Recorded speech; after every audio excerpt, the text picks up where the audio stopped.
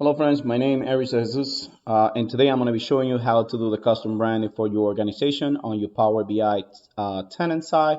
For this, you need to be a Power BI administrator, and for that, you need to go and sign into powerbi.com, and then you're going to click here on the little gear over there, and then you're going to go to the admin portal. Inside the admin portal, you're going to have your custom branding on the bottom. And then here are the settings that you can apply for your organization to create a custom branding on your tenant. The first one is going to be that you can add a logo. One thing I noticed is that customize the look of Power BI for your whole organization. When you click over here, this actually is taking you to the Microsoft Store for some reason. I think it is the wrong link. They're probably going to fix that. Um, but as of now, these ones are the only settings that I see over here that you can apply to do that custom branding. So for that custom branding, you can add a logo, which I already have here, and you need to have in considerations that is only 10 KB or smaller, and these ones are the pixels that you can apply to that logo.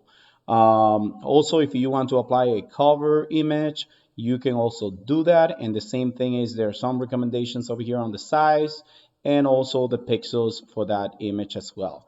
One thing is that here you can apply the color theme that you want. They have like like you can select over here, or can use the code for that color.